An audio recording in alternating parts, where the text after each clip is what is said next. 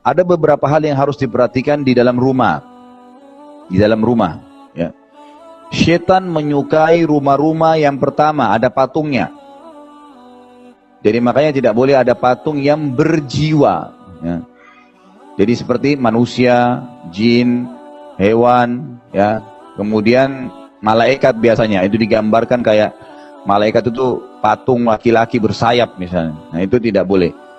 Tidak. Tapi kalau tumbuh-tumbuhan, tanaman pohon yang cuma imitasi itu nggak apa-apa, gitu kan? Gambar lukisan mobil, nggak ada orangnya, rumah, langit, nggak ada masalah. Umumnya pemandangan itu nggak ada masalah. Tapi jauhi ini. Umumnya orang pada saat diruqyah Bapak Ibu sekalian dan kesurupan, kalau ditanya syaitannya kamu sembunyi di mana, selalu yang ditunjuk sama dia itu patung di depan. Dan sering kali juga ditunjuk, mohon maaf ini ya, foto-foto yang di rumah. Makanya foto itu kalau darurat harus ada di rumah, ditaruh di album, jangan dipajang di tembok. Ada buku nanti Bapak Ibu coba bisa beli, terbitan Gema Insani Press, judulnya Rumah-Rumah Tidak Dimasuki Oleh Malaikat. Jadi subhanallah pengalaman teman-teman yang biasa ngeruqyah, kalau masih banyak foto yang ditempel itu ruqyahnya bisa lebih lama. Tapi pada saat diturunkan, saya pernah meruqyah sepupu saya sendiri, saya suruh turunkan dulu semua foto di situ. Kemudian saya ruqyah, reaksi spontan pada saat itu. Subhanallah, langsung spontan. Padahal dia sebelumnya diruqyah oleh banyak orang, tidak ada reaksinya. Dan dia anggap tidak mungkin. Begitu saya bacain ayat kursi, Al-Falaq, An-Nas saja, ayat-ayat dasar, itu tiba-tiba dia muntah. Bereaksi sihirnya, terutama setelah diturunkan semua gambar-gambar itu. Jadi ini rumah yang disuka oleh syaitan. Ada patung atau ada gambar yang dipajang, makanya jauhi ini.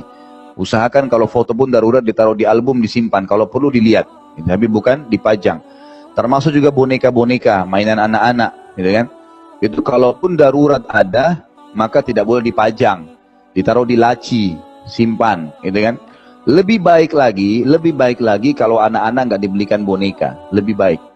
Coba dengan yang lain ya, karena boneka itu sudah cukup bisa ditunggangin oleh syaitan, bisa ditunggangin oleh mereka. Selama dipajang boneka itu maka akan jadi masalah. Apalagi kita mendidik anak-anak kita untuk terbiasa menyayangi boneka atau bergantung pada boneka, ini sebenarnya tidak baik.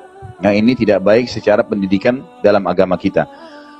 Kemudian yang ketiga adalah rumah yang dipenuhi dengan kemaksiatan kepada Allah Subhanahu wa taala, ya. Umumnya ulama rincikan adalah rumah yang dipenuhi dengan musik-musik, rumah yang dipenuhi dengan terbukanya aurat, banyaknya perkataan-perkataan yang berbau maksiat, tidak pernah ada Al-Quran di dalamnya, tidak pernah dikerjakan sholat di dalamnya, gitu kan. Berkumpulnya kemaksiatan di rumah tersebut, maka itu menjadi pusat daripada kemaksiatan tadi. Jadi ini rumah-rumah yang disukai oleh syaitan. Dan setiap rumah yang tidak dimasuki oleh malaikat, karena ada patungnya, ada gambarnya, ya ada maksiatnya, itu juga akan dipenuhi oleh syaitan. Selanjutnya rumah yang ada anjing. Anjing ini tidak boleh masuk ke dalam rumah. Anjing dibolehkan dalam Islam digunakan untuk berburu atau menjaga peternakan.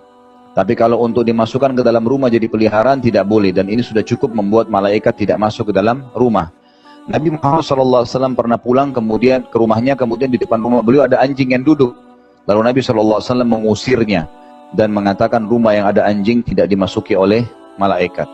Jadi ini hal-hal mendasar yang harus diketahui, bahwasanya syaitan menyukai rumah-rumah tersebut. Ya, ini poin-poinnya.